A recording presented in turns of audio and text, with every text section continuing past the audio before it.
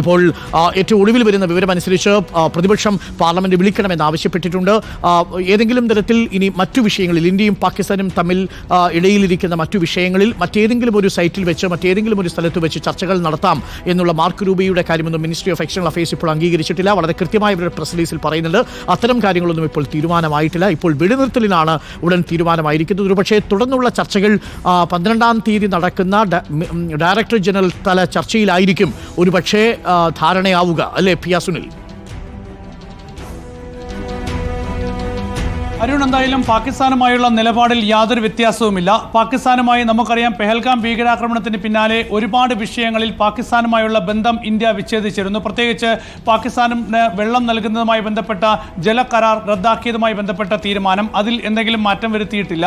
പാകിസ്ഥാനുമായുള്ള postal സർവീസുകൾ നിർത്തലാക്കിയ സംവിധാനം, അതിൽ മാറ്റം വരുത്തിയിട്ടില്ല. കപ്പൽ ഗതാഗതവുമായി ബന്ധപ്പെട്ട് ഏർപ്പെടുത്തിയിട്ടുള്ള നിരോധനങ്ങൾ, പാകിസ്ഥാനിൽ നിന്നുള്ള മാധ്യമങ്ങൾക്ക്, ഓൺലൈൻ മാധ്യമങ്ങൾക്ക്, അങ്ങനെയുള്ള എല്ലാ മേഖലകളിലും പാകിസ്ഥാനെ ഒറ്റപ്പെടുത്തുന്ന തീരുമാനത്തിലേക്ക് ഇന്ത്യ പോയിരുന്നു. ഏതായാലും അതിലൊന്നും ഒരു മാറ്റം വരുത്തിയിട്ടില്ല. തൽക്കാലം ഇപ്പോൾ വെടിനിർത്തൽ ധാരണ ഇന്ത്യ അംഗീകരിക്കുന്നു എന്ന് മാത്രമേ ഉള്ളൂ.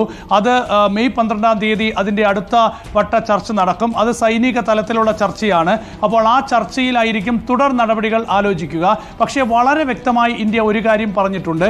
ഇനി ഏതെങ്കിലും വിധത്തിൽ പാകിസ്ഥാന്റെ ഭാഗത്ത് നിന്ന് എന്തെങ്കിലും ഒരു നീക്കം ഉണ്ടായാൽ, അതല്ല ഒരു ഭീകരവാദ പ്രവർത്തനം അത് പാകിസ്ഥാന്റെ പിന്തുണയോട് ഇന്ത്യയിൽ നടന്നിട്ടുണ്ടെങ്കിൽ തീർച്ചയായും അതൊരു യുദ്ധമായി കണക്കാക്കി, രാജ്യത്തിനെതിരെയുള്ള ആക്രമണമായി കണക്കാക്കി ശക്തമായി തിരിച്ചടിക്കും എന്ന് ഇന്ത്യ വ്യക്തമായ സന്ദേശം നൽകിയിട്ടുണ്ട്. അപ്പോൾ ഇനി ജമ്മു കാശ്മീരിലടക്കം ഭീകരപ്രവർത്തനങ്ങൾ ഇല്ലാതിരിക്കേണ്ടത് പാകിസ്ഥാന്റെ കൂടി ഉത്തരവാദിത്തമാണ് എന്ന നിലയിലേക്കാണ് ഇന്നത്തെ തീരുമാനം വരുന്നത്. ഏതായാലും ഇന്ന് സേനയുടെ വാർത്താസമ്മേളനത്തിൽ, പ്രതിരോധ സേനയുടെ വാർത്താസമ്മേളനത്തിൽ കേണൽ സോണിയ ഖുറേഷിയും വിംഗ് കമാൻഡർ വ്യോമിക സിംഗും വ്യക്തമാക്കിയത് ഒരു കാര്യമാണ്. ഇന്ത്യയുടെ ഐക്യവും അഖണ്ഡതയും കാത്തു സൂക്ഷിക്കാൻ ഏതറ്റം വരെയും സേന നിലകൊള്ളും. ഇതൊരു മതേതര രാഷ്ട്രമാണ്. അപ്പോൾ ഇന്ത്യയെ അസ്വസ്ഥമാക്കുന്ന എന്തെങ്കിലും ഒരു നീക്കം ഇനി പാകിസ്ഥാന്റെ ഭാഗത്തു നിന്ന് ഉണ്ടായാൽ പ്രഹരം വലിയതായിരിക്കുമെന്ന സന്ദേശം നൽകിക്കൊണ്ട് തന്നെയാണ് പാകിസ്ഥാന്റെ അഭ്യർത്ഥന അംഗീകരിച്ച് ഏതായാലും ഇപ്പോൾ ഈ ഒരു വെടിനിർത്തൽ ധാരണയ്ക്ക് ഇന്ത്യ അംഗീകാരം നൽകുന്നത്. ഒരുപക്ഷെ അങ്ങനെ ഒരു അഭ്യർത്ഥനയിലേക്ക് പാകിസ്ഥാൻ വരുന്നതിന് അമേരിക്ക കാരണമായിട്ടുണ്ടാകാം.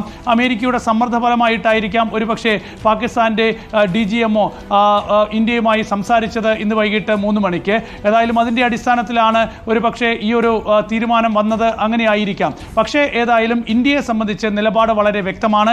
പാകിസ്ഥാനുമായി യാതൊരു ബന്ധവും തൽക്കാലമില്ല. നയതന്ത്ര ചർച്ചകൾ ഉണ്ടാവില്ല, സമാധാന ചർച്ചകൾ ഉണ്ടാവില്ല. അക്കാര്യത്തിലൊക്കെ തന്നെ ഇപ്പോഴുള്ള നിലപാടുകൾ തുടരും. വെടിനിർത്തൽ ധാരണ അംഗീകരിക്കുന്നു. മെയ് 12-ന് അടുത്ത ഘട്ട ചർച്ച നടക്കുന്നു. ആ ചർച്ചയിൽ തുടർ ആലോചനകൾ നടത്തും. ഇതാണ് ഇപ്പോഴത്തെ തീരുമാനം. ഏതായാലും ഇനി എന്ത് വേണം എന്നുള്ള തീരുമാനം പാകിസ്ഥാന്റെ കയ്യിലാണുള്ളത്. പാകിസ്ഥാനാണ് തീരുമാനിക്കേണ്ടത് എങ്ങനെ മുന്നോട്ട് പോകണം എന്നത്. ഒരു ആക്രമണത്തിലൂടെ മുന്നോട്ട് പോകണമെങ്കിൽ അതിനും ഇന്ത്യക്ക് മടിയില്ല എന്നതാണ് ഇപ്പോൾ സേനകൾ വ്യക്തമാക്കുന്നത്. അപ്പോൾ പാകിസ്ഥാന് വലിയൊരു ഉത്തരവാദിത്വം നൽകിക്കൊണ്ട് തന്നെയാണ് ഏതായാലും ഈ ഒരു വെടിനിർത്തൽ ധാരണയിലേക്ക് ഇരു രാജ്യങ്ങളും എത്തുന്നത് എന്നത് വളരെ പ്രധാനപ്പെട്ട വിഷയമാണ്. കാരണം ഇനി ജമ്മു കാശ്മീരിൽ ഭീകരപ്രവർത്തനം ഉണ്ടാക്കിയാൽ അത് തീർച്ചയായും ജമ്മു കാശ്മീരിൽ ഒരു ഭീകരപ്രവർത്തനം ഉണ്ടാകുന്നത്, ഭീകര നീക്കം ഉണ്ടാകുന്നത് അത് പാകിസ്ഥാന്റെ പിന്തുണയോടുകൂടിയാണ്, അല്ലെങ്കിൽ പാകിസ്ഥാൻ മണ്ണിൽ നിന്ന് പ്രവർത്തിക്കുന്ന ഭീകര സംഘടനകളുടെ പിന്തുണയോടുകൂടിയാണ് എന്നുള്ള കാര്യത്തിൽ യാതൊരു സംശയമില്ല. അത് ആർക്കും സംശയമില്ലാത്ത വസ്തുതയാണ്. മാത്രമല്ല നിയന്ത്രണ രേഖ കടന്ന് ഓരോ ഭീകരനും പാക് മണ്ണിൽ നിന്ന് ഇന്ത്യയിലേക്ക് എത്തുന്നത് പാക് സേനയുടെ മൗനാനുവാദത്തോടെയാണ്. പാകിസ്ഥാൻ ചാരസംഘടനയായ ISIയുടെ മൗനാനുവാദത്തോടെയാണ്. പെഹൽഗാം ഭീകരാക്രമണത്തിന് ഈ ഭീകരർ എത്തിയത് ISIയുടെ നിരീക്ഷണത്തിലാണ് എന്നൊക്കെ NIA കണ്ടെത്തിയിട്ടുണ്ട്. അപ്പോൾ ഇക്കാര്യത്തിൽ പാകിസ്ഥാന് കൂടുതൽ ഉത്തരവാദിത്തം വരണം എന്നതാണ് ഇപ്പോൾ ഇന്ത്യ നൽകുന്ന സന്ദേശം. അങ്ങനെയല്ല എങ്കിൽ കാര്യങ്ങൾ വീണ്ടും വഷളാകും എന്ന വ്യക്തമായ സന്ദേശം ഇന്ത്യ നൽകിക്കൊണ്ട് തന്നെയാണ് ഏതായാലും ഇപ്പോൾ ഈ ഒരു വെടിനിർത്തൽ ധാരണയ്ക്ക് അംഗീകാരം നൽകുന്നത്. ഏതായാലും തീർച്ചയായും ഒരു സംഘർഷാവസ്ഥ അവസാനിക്കുന്നത് ഇന്ത്യയെ സംബന്ധിച്ച് വളരെ ആശ്വാസം തന്നെയാണ്. കാരണം ഒരു മിലിറ്ററി ആക്ഷനിലേക്കൊക്കെ പോയി ഒരു വലിയ യുദ്ധസമാനമായ സാഹചര്യം രാജ്യത്ത് തുടരുന്നത് വികസനത്തിലൊക്കെ തന്നെ വികസന മുന്നേറ്റത്തിലൊക്കെ തന്നെ ഇന്ത്യക്ക് ഒരു തടസ്സമുണ്ടാകുന്ന കാര്യം തന്നെയാണ്. പക്ഷേ ഭീകരവാദത്തിൻ്റെ കാര്യത്തിൽ യാതൊരു വിട്ടുവീഴ്ചയും ഇല്ല എന്ന് തന്നെയാണ് ഇന്ത്യ വ്യക്തമാക്കുന്നത്. അത് പൂർണ്ണമായി അവസാനിപ്പിക്കുക തന്നെ വേണം. ഏതായാലും അക്കാര്യത്തിൽ ഇനി പാകിസ്ഥാനാണ് തീരുമാനമെടുക്കേണ്ടത്. അതുകൊണ്ട് മെയ് 12-ാം തീയതി നടക്കുന്ന ചർച്ച വളരെ നിർണായകമായിരിക്കാം. ഈ ഒരു വെടിനിർത്തൽ തുടരണോ വേണ്ടയോ എന്ന കാര്യത്തിലൊക്കെ തീരുമാനമുണ്ടാകാൻ പോകുന്ന ഒരു ചർച്ച കൂടിയായിരിക്കും ഒരുപക്ഷെ മെയ് 12-ന് നടക്കുന്നത്.